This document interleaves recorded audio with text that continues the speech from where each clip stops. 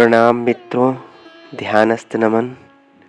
विवेकानंद की जीवनी की श्रृंखला के प्रथम भाग में हम सब देख चुके हैं कि विवेकानंद के जीवन का प्रारंभिक जीवन से लेकर और रामकृष्ण परमहंस के मिलने तक उनकी जीवन किस प्रकार से चली, उन्होंने क्या क्या किया। अब विवेकानंद और रामकृष्ण परमहंस के मिलन के बाद उनका जीवन आगे कैसे चलता है, कैसे वे एक सांसारिक व्यक्ति से एक आध्यात्मिक व्यक्ति की ओर रूपांतरित होते हैं, इसको हम देखेंगे। इस भाग में रामकृष्ण परमहंस के बारे में समझना जरूरी होगा, क्योंकि विवेकानंद के जीवन का एक सबसे महत्वपूर्ण भाग रामकृष्ण परमहंस के साथ बीता, जहां वे रूपांतरित होके एक आध्यात्मिक व्यक्ति बन गए। तो आइए शुरू करते हैं विवेकानंद की जीवनी का दूसरा भाग। वर्तमान युग में देव मानव रामकृष्ण का जन्म 18 फरवरी 1836 ईस्वी को बंगाल के हुगली जिले में कमारपुकुर नामक एक छोटे से ग्राम में हुआ। उनके संदेश के भावी धारक एवं प्रचारक नरेंद्र की तुलना रामकृष्ण के बचपन का परिवेश तथा शिक्षा दीक्षा बिल्कुल भिन्न ही थी। उनके माता पिता ब्राह्मण होने के कारण निर्धन, धर्मप्राण तथा प्राचीन परंपरा में पगे हुए थे। मधुर कंठ, सहज आनंद से संपन्न यह बालक धान की खेतों, पशु पक्षियों, वट एवं आम के गांव के पर्यावरण में बड़ा होने लगा।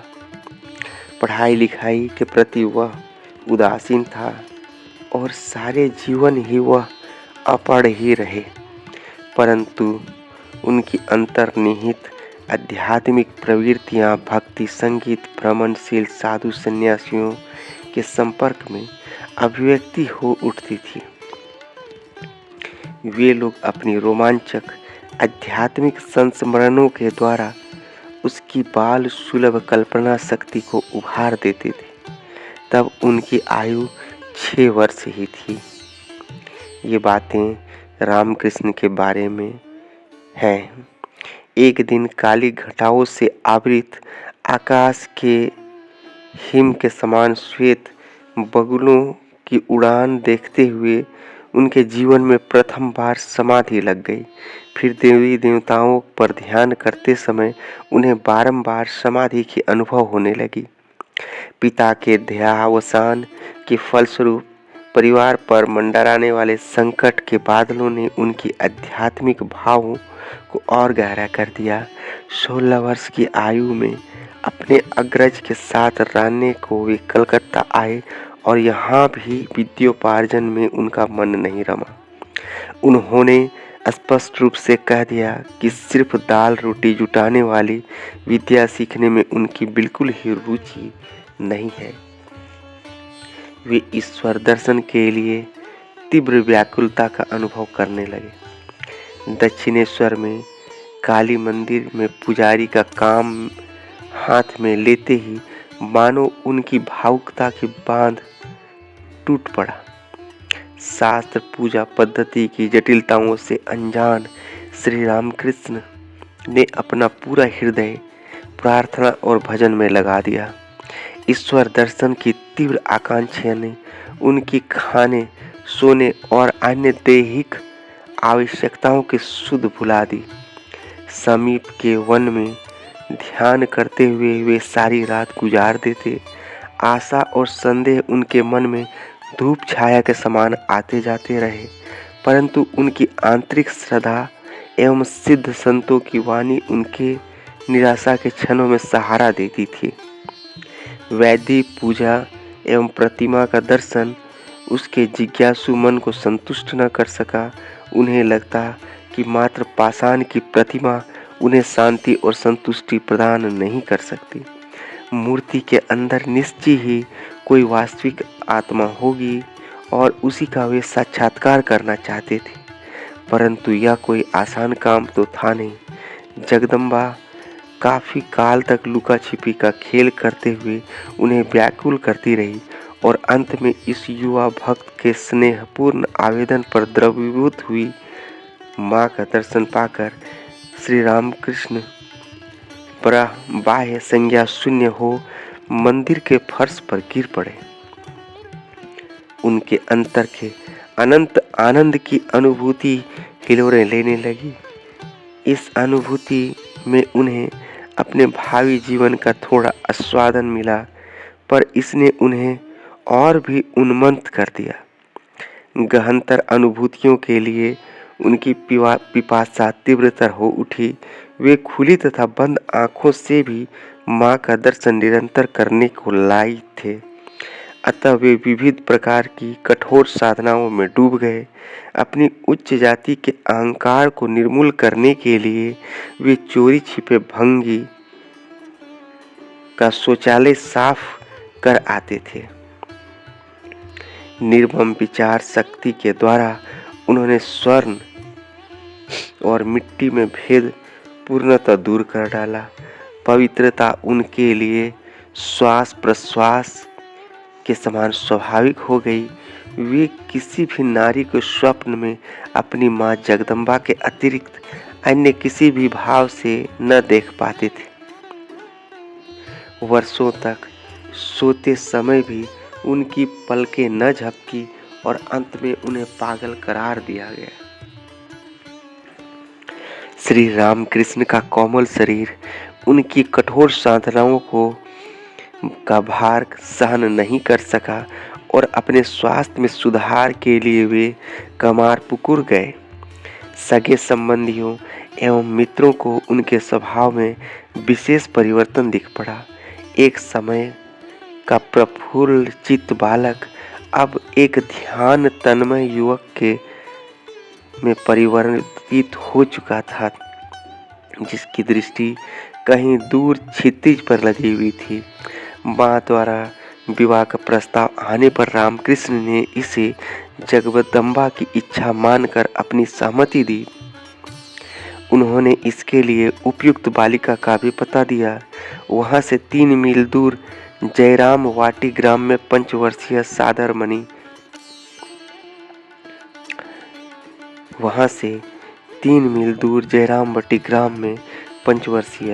शारदा मणि अपनी आयु वर्ग की अन्य बालिकाओं से भी मानो भिन्न थी। वह ईश्वर से प्रार्थना किया करती थी कि उनका जीवन निशिगंध के समान सुवासित हो। फिर दक्षिणेश्वर के दिनों में उनकी प्रार्थना थी, चंद्रमा में भी दाग है, परंतु मेरा हृदय पूर्णतः निष्कलंक हो। विवाह संपन्न हुआ और रामकृष्ण ने एक नवीन आनंद के साथ विवाह के रस्मों में भाग लिया। थोड़े दिनों बाद वे पुनः दक्षिणेश्वर आके अपनी कठोर साधनामय जीवन में डूब गए। उनकी माँ, नवपरिणीता पत्नी तथा सगे संबंधी सभी उनके स्मृति से लुप्त हो गए। अब उनकी धर्म साधना ने एक नया मोड़ लिया। उनके मन में हिंदू धर्म के विविध परंपरागत पथों पर चलने की अभिलाषा हुई और न जाने कहां से एक एक कर सुयोग्य पथ प्रदर्शक आगमन होने लगे। इन शिक्षकों में एक महिला थी, भैरवी ब्रह्ममणि, जिनके निर्देशन में उन्होंने तंत्र शास्त्र वैष्णव मत की साधना कर अल्प अवधि में ही सर्वोच्च उपलब्धि कर ली। उन्होंने बताया कि आध्यात्मिक भावों के प्राबल्य से ही श्री रामकृष्ण को शारीरिक व्याधियां दूर हुई हैं हो गई हैं, अर्थात उनकी आध्यात्मिक प्राबल्य प्रबल होने के कारण रामकृष्ण के शरीर में व्याधि हुई है तथा ईश्वर के प्रति तीव्र विरह के फलस्वरूप ही उनकी मानसिक संतुलन बिगड़ गया, ऐसा लगता है। यह सुनकर श्री रामकृष्ण आश्वस्त हुए। फिर उन्होंने श्री राम उन्होंने ही रामकृष्ण को सर्वप्रथम ईश्वर अवतार घोषित किया और पंडितों की सभा में शास्त्रों से उद्धरण देकर अपने कथन की पुष्टि की। जटाधारी नामक एक अन्य गुरु से श्री रामकृष्ण रामायत पंथ की साधना में दीक्षित हुए तथा श्री रामचंद्र का दर्शन लाभ किया। तदुपरांत उन्होंने शांत भाव, मातृभाव, सख्य भाव तथा मधुर भाव की साधना द्वारा भी ईश्वरोपलब्धि की। तोतापुरी नामक एवं एक अन्य तपस्वी सन्यासी ने उन्हें सन्यास की दीक्षा प्रदान की तथा 3 दिन में ही उन्होंने निर्गुण ब्रह्म के साथ एकत्व की अनुभूति कर ली। आध्यात्मिक साधना की इस चरम अनुभूति को पाने में स्वयं तोतापुरी को 40 वर्ष लगे थे। इसके पश्चात श्री रामकृष्ण ईसाई एवं इस्लाम धर्म की साधना की ओर भी उन्मुख हुए तथा उनके द्वारा भी उन्हें वही फल प्राप्त हुआ जो हिंदुओं सनातनियों के साधना द्वारा मिल चुका था। इन सभी अनुभूतियों के परिणाम स्वरूप उन्हें पक्का विश्वास हो गया कि ये सभी पथ ईश्वर तक पहुंचाने के सच्चे मार्ग हैं।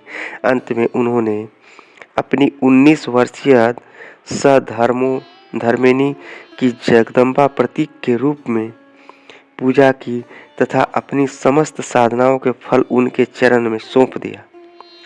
इसके साथ ही उनकी साधनाओं को विराम मिला, क्योंकि हिंदू परंपरा के अनुसार व्यक्ति जब जागतिक जीवन के आधार पति पत्नी भाव के सामान्य धरातल से उठ जाता है, तब अपनी सधर्मिणी में जगदम्बा की अनुभूति कर लेता है, तब वह ब्रह्मांड में सर्वव्यापी ब्रह्म को ही देखता है और यही आध्यात्मिक जीवन की सर्वोच्च उपलब्धि है। अब श्री रामकृष्ण को पृथ्वी पर अपने दिव्य जीवनोद्देश्य के बारे में पता चला और वह जगदम्बा मुझे यंत्र बनाकर मेरे द्वारा अनुभूत सार्वभौमिक धर्म के सिद्धांतों को अपनाने वाले लोगों को एक नवीन धर्म संघ गठन करने वाली है। उन्हें यह भी ज्ञात हुआ कि जिस प्रकार एक बार भी सच्चे हृदय से भगवान को पुकारा होगा और जिनका यह अंतिम जन्म है, वे लोग मुझे अपने आध्यात्मिक आदर्श के रूप में अपनाएंगे और मेरे सार्वभौमिक उपदेशों का आधार पर जीवन गठन करेंगे। उनके आसपास रहने वाले जो लोग कुछ काल पूर्व ही उन्हें पागल कहकर उपहास करते थे, अब उन्हें एक यह अद्भुत रूपांतरण देखकर स्तब्ध हो गए।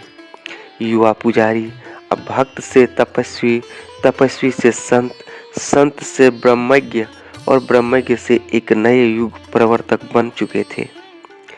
जैसे प्रफुल्लित पुष्प से खींचकर मधुमक्खियां अपने आप चली आती हैं, वैसे ही विभिन्न धर्म मत के, विभिन्न भौतिक क्षमता और सामाजिक स्तर के लोग आकृष्ट होकर रामकृष्ण के समीप आने लगे। उन्होंने अपनी दिव्य ज्ञान राशि का उदारता पूर्वक वितरण किया और उनके सानिध्य में लोग आध्यात्मिक जागृति का अनुभव करने लगे। परंतु श्री रामकृष्ण संतुष्ट नहीं हुए। वे एक कामगंधहीन युवा भक्तों के लिए व्याकुल हुए, जो आत्मनो मोक्षार्थ जगद्धिताय च को मूल मंत्र बनाकर सर्वस्व त्यागने को प्रस्तुत हो। इस व्याकुलता में वे पूर्णतः अभिभूत हो उठे। संसारी लोगों की बातें उन्हें नीरस प्रतीत होती थी। वे ऐसे लोगों की तुलना अधिक पानी मिले हुए दूध से करते थे। कहते थे, ऐसे दूध को उबालते उबालते थक चुका हूँ। प्रतिदिन संध्या के समय जब उनकी व्याकुलता चरम सीमा पर तक पहुँच जाती, वे मंदिर के समीप ही स्थित कोठी के छत पर चले जाते और हृदय से पुकारते, तुम कहाँ हो रे, आओ। अब तुम लोगों के बिना रहा नहीं जाता। उनकी यह व्याकुलता इतना तीव्र थी कि माँ का अपने दुलारे शिशु के प्रति, अपने प्रिय मित्र के प्रति तथा प्रेमिका के प्रति व्याकुलता भी उससे तुलना नहीं की जा सकती। इसके कुछ काल बाद ही उन नवयुवकों का आगमन होने लगा जो आगे चलकर सन्यासी शिष्य हुए।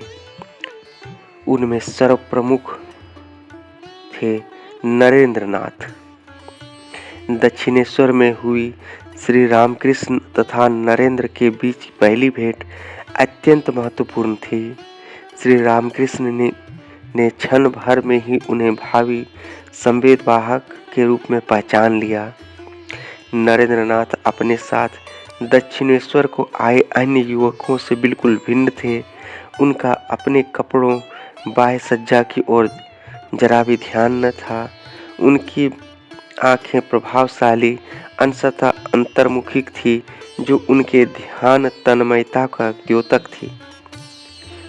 उन्होंने पहले के समान ही अपने हृदय को पूर्ण भावुकता के साथ भजन गाए।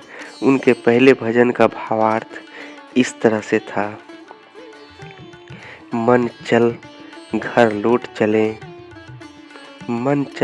लौट चलें, इस संसार रूपी विदेश में विदेशी वेश धारण किए तू वृथा क्यों भटक रहा है। सौंदर्य, रूप, रस, गंध, स्पर्श इंद्रियों के 5 विषय, तू आकाश, वायु, अग्नि, जल, पृथ्वी के पंचभूत, इनमें से कोई भी तेरा अपना नहीं, सभी पराये हैं। तू व्यर्थ क्यों ही पराये के प्रेम में पड़कर अपने प्रियतम को भूला जा रहा है। रे मन, तू सदा सत्य के पथ पर बढ़े जाना। प्रेम का दीप जलाकर अपने पथ आलोकित कर लेना। साथ में संबल के रूप में भक्ति रूप धन को खूब सहज कर ले जाना। राह में लोभ, मोह आदि डाकू बसते हैं, जो मौका पाकर पथिकों का सर्वस्व लूट लेते हैं। इसलिए तू अपने साथ सम और दम रूपी 2 पहरेदार भी लेते जाना। मार्ग में साधु संग अपनी धर्मशाला पड़ती है, थक जाने पर उनकी विश्राम कर लेना। तू कहीं पथ भूल जाए तो इस आश्रम के निवासी तेरा मार्गदर्शन करेंगे।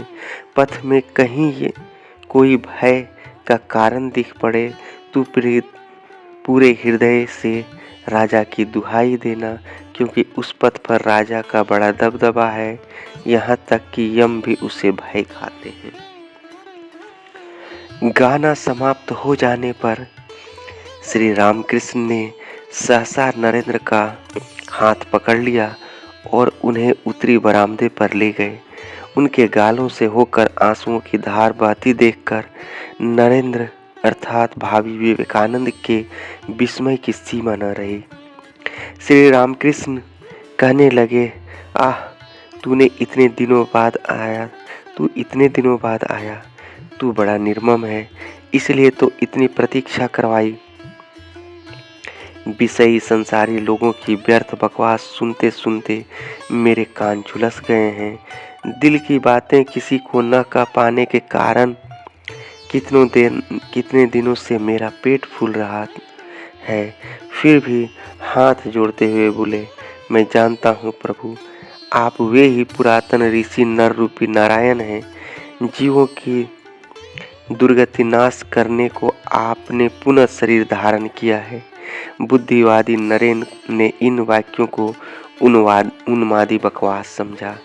फिर श्री रामकृष्ण के अपने कमरे में कुछ मिठाइयाँ लाकर उन्हें आप अपने हाथों से खिलाने पर भी वे विस्मित हुए, परंतु ठाकुर ने उनसे पुनः दक्षिणेश्वर आने का वचन लेकर ही छोड़ा।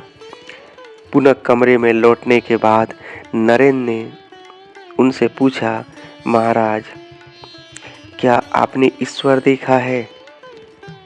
द्विधाहीन उत्तर मिला, हाँ, मैंने ईश्वर का दर्शन किया है। तुम लोगों को जैसे मैं देख रहा हूँ, ठीक ही बल्कि और भी स्पष्ट रूप से ईश्वर को देखा जा सकता है। उनसे बातें की जा सकती हैं, परंतु उन्हें चाहता ही कौन है?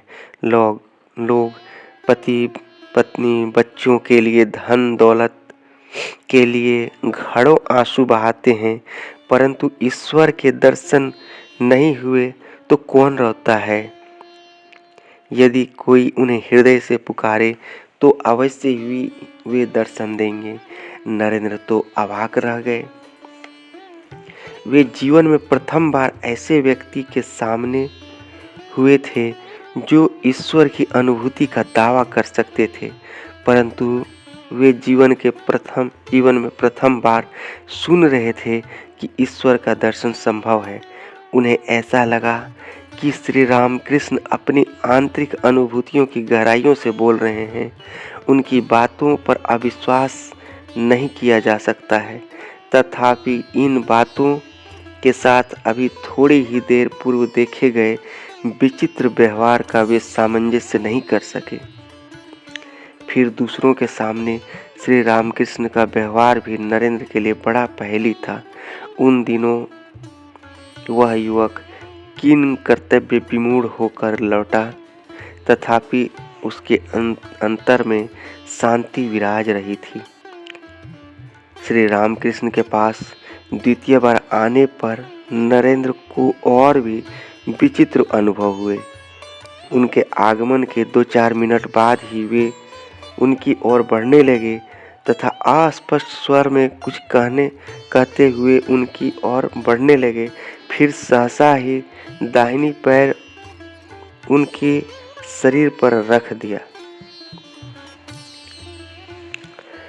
इस स्पर्श के साथ ही नरेंद्र विवेकानंद ने खुली आंखों से देखा कि कमरे की दीवारें, मंदिर का उद्यान, यहाँ तक कि पूरा विश्व ब्रह्मांड ही घूमते हुए कहीं विलीन होने लगा। उनका अपना अहम भाव भी शून्य में लय होने लगा। ऐसा प्रतीत होने लगा कि मृत्यु आसन्न है। आतंकित होकर वे चिल्ला उठे, अजी आपने मेरा यह क्या कर दिया? घर में माँ बाप भाई बहन जो हैं। श्री रामकृष्ण इस पर खिलखिलाकर हंस पड़े और नरेंद्र का सीना स्पर्श कर उनका मन सामान्य भूमि पर लाते हुए बोले, अच्छा तो अभी रहने दें, समय आने पर सब होगा। नरेंद्र बिल्कुल ही परेशान होकर सोचने लगे कि हो न हो इन्होंने अवश्य ही मेरे ऊपर सम्मोहन विद्या का प्रयोग किया है, परंतु ऐसा भला संभव ही कैसे हो सकता है? क्योंकि नरेंद्र को अपनी प्रबल इच्छा शक्ति का बड़ा अभिमान था। उन्हें स्वयं पर ग्लानि भी हुई कि मैं एक ऐसे उन्मादी व्यक्ति के प्रभाव से अपने को बचा न सका। तथापि वे श्री रामकृष्ण के प्रति आंतरिक आकर्षण का अनुभव करने लगे। तीसरी बार आने पर नरेंद्र ने यथासंभव सावधान रहने का प्रयास किया, परंतु एक बार उनकी हालत काफी कुछ पूर्ववत ही हुई। श्री रामकृष्ण नरेंद्र के साथ लेकर पड़ोस के एक उद्यान में टहलने गए। भाव समाधि के अवस्था में उन्हें स्पर्श किया। नरेंद्र पूर्ववत ही अभिभूत होकर बाह्य चेतना खो बैठे। इस घटना का उल्लेख बाद में श्री रामकृष्ण ने बताया कि उस दिन नरेंद्र का अचेतन अवस्था में ले जाकर मैंने उसके पूर्व जीवन के बारे में अनेक बातें, जगत में आने का उसका उद्देश्य तथा जगत में उसके निवास की अवधि आदि पूछ लिया था। नरेंद्र के उत्तर से उनके पूर्व विचारों की पुष्टि हुई थी। श्री रामकृष्ण ने अपने दूसरे शिष्यों को बताया कि नरेंद्र अपने जन्म से पहले ही पूर्णता की समाधि उपलब्ध कर चुका है। वह ध्यान सिद्ध है और जिस दिन उसे अपने वास्तविक स्वरूप का बोध हो जाएगा, उस दिन वह योग मार्ग में स्वेच्छा से देह त्याग कर देगा। वे बहुधा कहते थे कि नरेंद्र ब्रह्मलोक के निवासी सप्त ऋषियों में अन्यतम है। एक दिन जब श्री रामकृष्ण समाधि मग्न हुए तो उनका मन ऊपर ही उठता चला गया। चंद्र, सूर्य, नक्षत्र खचित इस स्थूल जगत को पार करता हुआ वह क्रमशः विचारों के सूक्ष्म जगत में प्रविष्ट हुआ। धीरे धीरे देवी देवताओं के भाव घन मूर्तियां पीछे छूटती चली गई। फिर उनके मन में नाम रूपात्मक ब्रह्मांड की सीमा पार कर अंततः अखंड राज्य में प्रवेश किया। श्री रामकृष्ण ने देखा कि वह 7 दिव्य ऋषि बैठे गहन ध्यान में डूबे हुए हैं। वे ऋषि ज्ञान और पवित्रता के में देवी देवताओं से भी आगे पहुंचे हुए प्रतीत हो रहे थे। श्री रामकृष्ण का मन उनकी इस अपूर्व आध्यात्मिकता पर विस्मित ही हो रहा था कि उन्होंने देखा कि उस समरस अखंड का अंश मानो घनीभूत होकर एक देवास शिशु का रूप परिणत हो गया है। वह बालक अतीव मृदुता पूर्वक एक ऋषि के गले में बाहें डालकर उनके कान में कुछ कहने लगा। उसके जादू भरे स्पर्श से ऋषि का ध्यान भंग हुआ। उन्होंने अपने अर्ध निमीलित नेत्रों से शिशु की ओर देखा। शिशु ने अतीव प्रफुल्लता पूर्वक कहा, मैं पृथ्वी जा रहा हूँ, तुम भी आओगे ना? ऋषि ने भी स्नेहपूर्वक दृष्टि में अपनी स्वीकृति प्रदान की तथा पुनः अपने गहन ध्यान में डूब गए। श्री रामकृष्ण ने विस्मयपूर्वक देखा कि उन्हीं ऋषि का एक सूक्ष्म आलोक के रूप में पृथ्वी पर उतरा तथा कलकत्ता के दत्त भवन में प्रविष्ट हुआ। जब श्री रामकृष्ण ने पहली बार नरेंद्र को देखा तो उन्हीं ऋषि के अवतार के रूप में पहचान लिया। फिर उन्होंने यह बताया कि उन ऋषि को इस सराधाम पर उतार लाने वाले देव शिशु वे खुद ही हैं। नरेंद्रनाथ अर्थात भविष्य के विवेकानंद का श्री रामकृष्ण से मिलन दोनों के ही जीवन की एक महत्वपूर्ण घटना थी। नरेंद्र का हृदय उन दिनों मानो एक झंझावत से होकर गुजर रहा था। श्री रामकृष्ण भी ऐसी ही मन स्थिति से होकर गुजर रहे थे और अब निरंतर ब्रह्मानुभूति एवं भागवत साक्षात्कार के फलस्वरूप पूर्ण शांति का उपभोग कर रहे थे। श्री रामकृष्ण वस्तुतः भारतीय धरती की उपज थे, अतः उन्होंने भारतीय संस्कृति से भली भांति परिचित थे, परंतु आधुनिक विचारधारा से वे अनजान थे। दूसरी ओर नरेंद्र आधुनिकता के प्रतिमूर्ति थे। उनका मन जिज्ञासु, सावधान एवं बौद्धिक दृष्टि से निष्कपट था। किसी भी निष्कर्ष को स्वीकार करने के पूर्व वे उसके युक्ति संगत प्रमाण की खोज करते थे। ब्रह्म समाज के एक निष्ठावान सदस्य होने के नाते वे हिंदू धर्म के मूर्ति पूजा एवं कर्मकांड के आलोचक थे।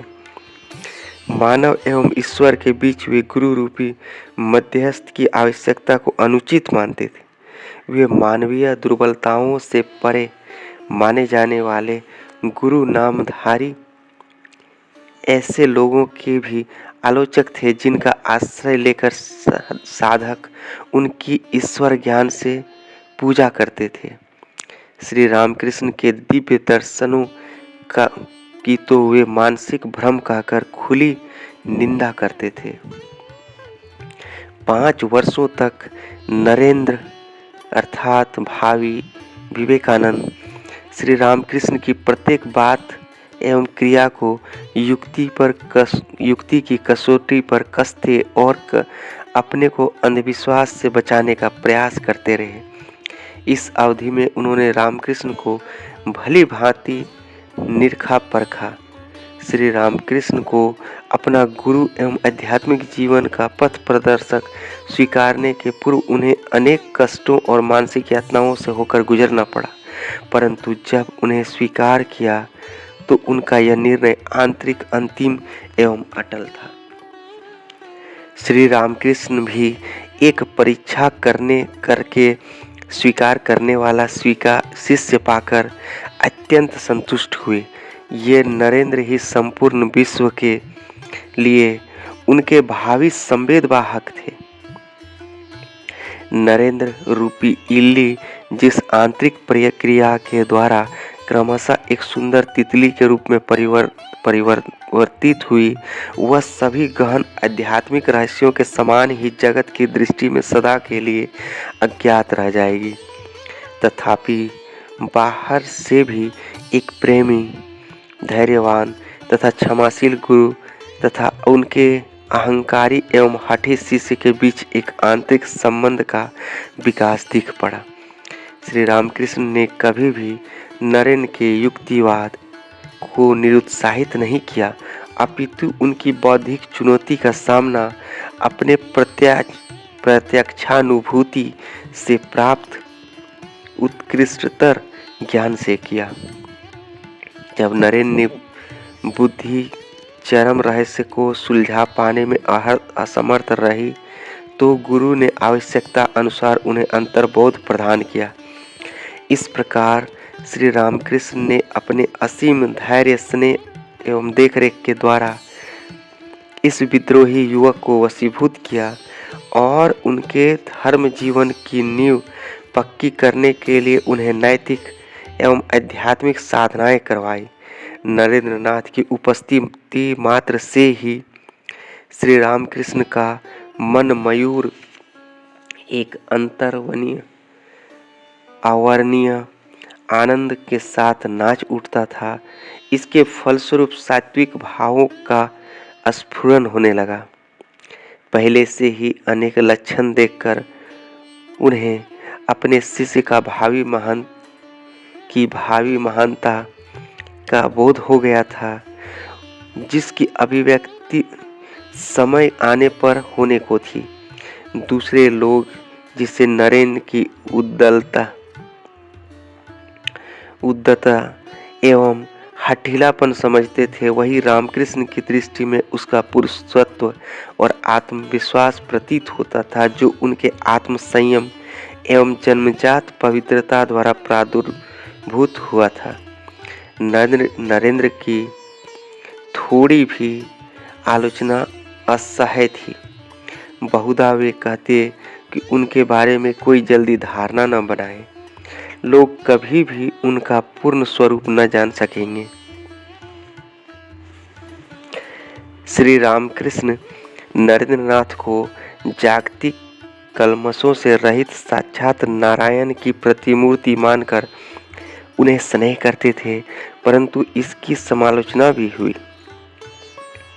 दक्षिणेश्वर के ही निवासी कुटिल बुद्धि हाजरा ने उन्हें कहा, यदि आप सारे दिन नरेंद्र आदि युवकों के बारे में ही व्यस्त रहेंगे तो फिर भगवत विचिंतन कब करेंगे। इस पर श्री रामकृष्ण चिंता में पड़ गए, परंतु शीघ्र ही जगदम्बा ने उन्हें बता दिया कि ईश्वर सभी जीवों में विराजमान है और नरेंद्र के समान शुद्ध आत्माओं में तो उसकी विशेष अभिव्यक्ति है। इस पर संतुष्ट होकर वह कहने लगे, ओह, हाजरा भी कैसा मूर्ख है, उसने तो मेरा मन ही विचलित कर दिया था, परंतु उस बेचारे का क्या दोष, वह भला जान भी कैसे सकता है। वे नरेंद्र की प्रशंसा करते आघाते नहीं थे।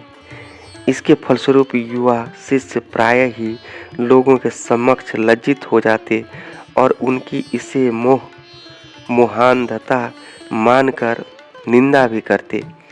एक बार श्री रामकृष्ण ब्रह्म समाज की दो प्रमुख नेताओं केशव चंद्र सेन और विजय कृष्ण गोस्वामी की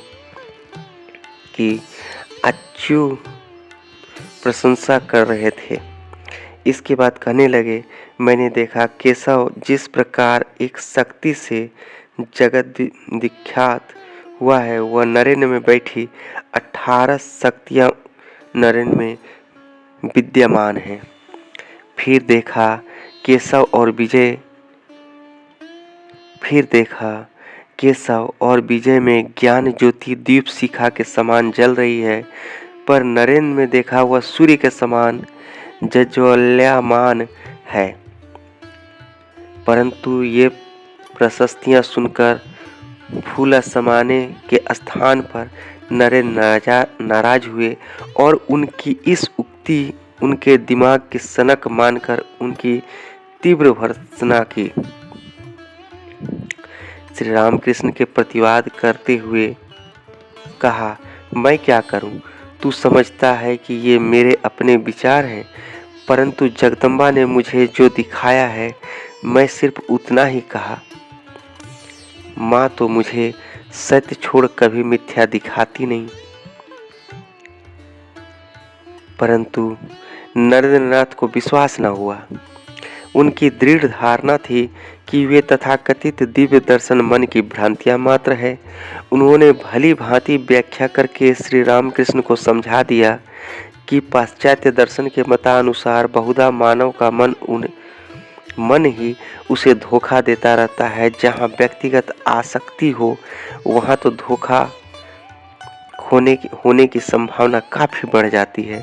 उन्होंने ठाकुर को कहा, आप मुझे स्नेह करते हैं तथा मुझे बड़ा देखने की इच्छा रखते हैं, अतः स्वाभाविक रूप से ऐसी कल्पनाएं आपके मन में उठा करती हैं। ठाकुर चिंता में पड़ गए तथा जगदम्बा से मीमांसा करने की प्रार्थना की। माँ ने उन्हें आश्वस्त करते हुए कहा, तुम उसकी बातों पर ध्यान ही क्यों देते हो?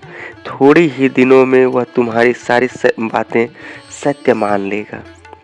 ऐसी ही दूसरे लोगों पर जब नरेंद्र की भर्त्सना हुई तो जगदम्बा ने उन्हें पुनः आश्वासन दिया था। फिर वे हंसते हुए नरेंद्र से बोले, तू बड़ा शैतान है, अब मैं तेरी कोई बात न मानूंगा न सुनूंगा। माँ ने मुझे बता दिया है कि मैं तेरे भीतर साक्षात नारायण को देखता हूँ, इसलिए तुझसे प्यार करता हूँ। जिस दिन तू मेरे अंदर उन्हें नहीं देखेगा उस दिन से तेरा मुख न देख सकूंगा। जिस दिन मैं तेरे अंदर उन्हें नहीं देखूंगा उस दिन से तेरा मुख मैं नहीं देख सकूंगा। श्री रामकृष्ण चाहते थे कि नरेंद्र बारंबार दक्षिणेश्वर आया करें, परंतु अध्ययन की व्यस्तता रहने अथवा अन्य कारणों से वे सर्वदा नहीं आते थे। परंतु ठाकुर के लिए उनका अधिक दिनों तक अभाव असहनीय था। शिष्यों के अनेक दिनों तक न आने पर उन्हें लिवा लाने वे कलकत्ता भेज देते थे। कभी कभी वे स्वयं चले जाया करते थे। एक बार नरेंद्र ठाकुर के आकुल आग्रह के बावजूद कई सप्ताह तक दक्षिणेश्वर नहीं आ सके। श्री रामकृष्ण को यह सर्वविदित था कि वे ब्रह्म समाज की प्रार्थना सभा में नियमित रूप में भजन गाने जाया करते थे। एक दिन उसी ब्रह्म मंदिर को चल पड़े। जब उन्होंने हॉल में प्रवेश किया उस समय नरेंद्र गायक मंडली के साथ गा रहे थे। उनकी आवाज़ कानों में पड़ते ही श्री रामकृष्ण गहन समाधि में डूब गए। सभी की दृष्टि उनकी ओर आकृष्ट हुई। सभा में हलचल मच गई। नरेंद्र शीघ्र ही उनके समीप पहुंचे। एक ब्रह्म नेता ने इस गड़बड़ी को शांत करने के लिए गैस बत्तियां बुझा दी। नरेंद्र को समझते देर न लगी कि यह सारी गड़बड़ी श्री रामकृष्ण के सहसा आगमन के कारण ही फैली है। अतः उन्होंने कठोर स्वर में श्री रामकृष्ण को फटकारा। श्री रामकृष्ण अश्रुपात करते हुए कहने लगे, मैं तुझे देखे बिना नहीं रह सकता। एक अन्य समय भी श्री रामकृष्ण नरेंद्र का वियोग न सहन कर पाकर वह मिलने कलकत्ता आए। उन्होंने बताया कि नरेंद्र दूसरी मंजिल की छत पर पढ़ाई कर रहे थे। वहां पहुंचने के लिए ऊंची ऊंची सीढ़ियां चढ़नी पड़ती थी। श्री रामकृष्ण के भतीजे रामलाल भी उन्हें उनके साथ एक तरह से अंगरक्षक के रूप में आए थे। उनका सहारा लेकर ठाकुर कुछ सीढ़ियां चढ़े, फिर नरेंद्र के ऊपर से सीढ़ी के सामने आते ही वे नरेंद्र नरेंद्र कहते हुए भावविष्ट हो गए। बड़ी कठिनाई से दो लोगों ने मिलकर उन्हें ऊपर चढ़ाया और कमरे में प्रवेश करते ही वे गहरी समाधि में डूब गए। उस समय नरेंद्र के कमरे में एक सहपाठी उपस्थित था। वह विस्मय में आकर पूछने लगा, ये सज्जन कौन है? नरेंद्र ने उत्तर दिया, तुम चिंता न करो, अच्छा होगा तुम घर चले जाओ। नरेंद्र बहुधा ही कहा करते थे, इस बूढ़े अर्थात रामकृष्ण ने अपने प्रेम में मुझे चिरकाल के लिए आबद्ध कर लिया है। वे कहते, संसारी लोग भला प्रेम करना क्या जाने, वे लोग तो प्रेम का दिखावा मात्र करते हैं। एकमात्र ठाकुर ही हमसे सच्चा प्रेम करते हैं। दूसरी ओर नरेंद्र का भी ठाकुर के प्रति गहरा प्रेम था, परंतु वे इसे यदा कदा ही व्यक्त करते थे। ठाकुर की आध्यात्मिक अनुभूतियों को वे आत्मसंयम के अभाव में उत्पन्न हुआ मानकर हंसी उड़ाया करते थे और तथा उनकी काली पूजा का भी उपहास किया करते थे। एक दिन श्री रामकृष्ण ने पूछा, जब तू मेरी माँ काली को नहीं मानता तो फिर यहाँ आता ही क्यों है? नरेंद्र ने उत्तर दिया, भावी विवेकानंद ने उत्तर दिया, वाह, मैं यहाँ आता हूँ क्या सिर्फ इसी कारण काली को स्वीकार कर लूँ? मैं तो आपसे प्यार करता हूँ इसलिए आता हूँ। इस पर ठाकुर ने कहा, ठीक है, वह दिन दूर नहीं जब तू न केवल मेरी जगदम्बा को मान लेगा बल्कि उनका नाम लेकर रोएगा। फिर वे अन्य शिष्यों की ओर उन्मुख होकर बोले, यह लड़का ईश्वर के रूपों को नहीं मानता, कहता है मेरे दर्शन आदि कोरी कल्पनाएं हैं, परंतु इसका मन शुद्ध है। प्रत्यक्ष प्रमाण के बिना यह किसी बात को स्वीकार नहीं करता है, विश्वास नहीं करता है। इसे काफ़ी अध्ययन किया है, इसने इतना अध्ययन किया है कि यह विवेकवान हो गया है। इसकी निर्णय बुद्धि बड़ी अच्छी है। तो मित्रों, यहाँ रामकृष्ण परमहंस और विवेकानंद का यह एक अध्याय है जहाँ मैं इनकी जीवनी को, विवेकानंद की जीवनी को थोड़ी विराम देता हूँ।